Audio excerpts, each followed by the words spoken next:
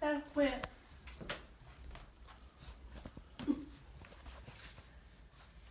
Did you know that children that have had no discipline are more likely to be deficient in important life skills? They'll have less self-control, higher anxiety levels, less respect for authoritative figures, and they can make poor decisions that might harm themselves or people around them. I'm a mother of 2 boys. I've read many books, articles, and spoken with other parents about how important it is to discipline your children. And my cousin who works for Department of Social Services as a social worker, I've talked with her recently, and I've found that there's a lot of parents that are not disciplining their children properly. And because of this, it's a vicious cycle. Parents that are not disciplining those children grow up and they don't know how to discipline, so they're not disciplining their children properly. So today I'm going to talk about how important it is to discipline your children, some of the repercussions that can happen to these kids that are not disciplined, some different effective discipline tactics that you can use to discipline your kids, and how to implement those tactics into your life with the kids that are involved in your life. Many children in America live in middle-class households and seemingly have everything that they would need or want, except for one thing: they don't have discipline. And because of that, there can be some repercussions. And these parents, whether it's lack of knowledge or with the case of DSS, it's just complete negligence, there's different reasons that these parents are not disciplining their children. So first of all, the kids come home from a hard day at school, they're stressed out. The last thing the parents want to do is add stress to their kids' lives, so they decide they're not going to discipline them. Parents feel guilty because they have not spent a lot of quality time with their kids, so they feel they probably shouldn't discipline them. They want to spend more quality time with them. They don't want to upset their children.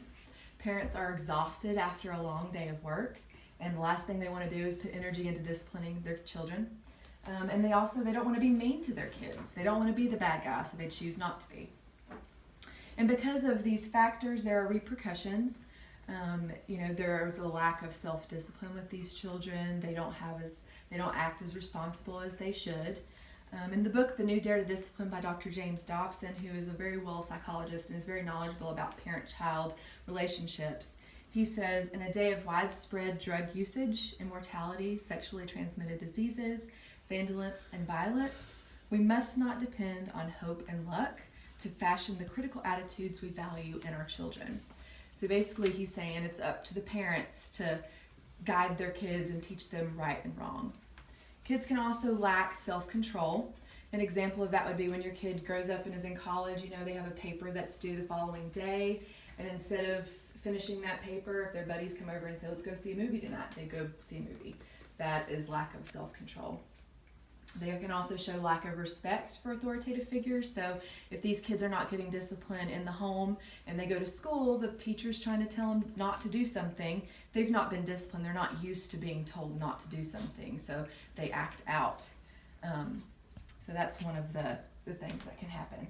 So there are different ways that parents can discipline their children, and there are different ways to do it depending on the age of the child. In an article by Lauren M. O'Donnell, a clinical child and adolescent psychologist, called Disciplining Your Child, she explains different ways to break down various disciplining tactics according to the child's age. So first off, you have the age 0 to 2 child. The best way to do that is to redirect them.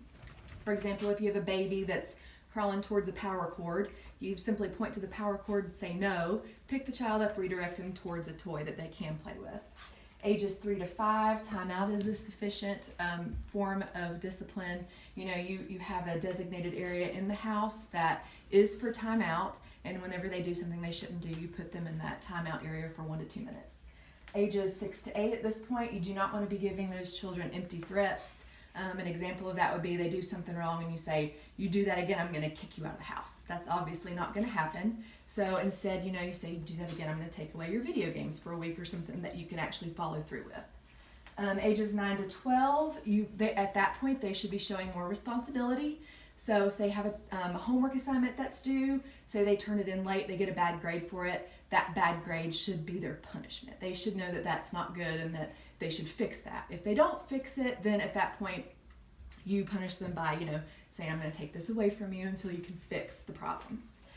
Teenage years, you want to start to create boundaries You want to give them a curfew, say you got to be home at this time, you got to do this. If they don't, you can't go to the football game this weekend. You're grounded for a week. You can't go to the mall. Things like that are good ways to punish children in the teenage years. And there's different ways to make these discipline tactics more effective. So according to the Journal of Pediatrics and Child Health, you want to show your children respect. That's how they learn to respect you, and they learn to respect authoritative figures. So no name calling, no yelling. Those are things that you want to try to avoid to show them how to respect people. Consistency, you want to be consistent with the discipline tactics that you're using. Do the same thing over and over. That's less confusing for the child. Fairness, let the punishment fit the crime.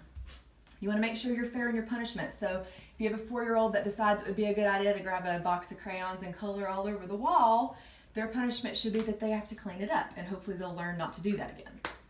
And then last of all, you, the adults, you are the important factor in all of this. You're the ones that can implement this discipline in these kids' lives and help show them right and wrong.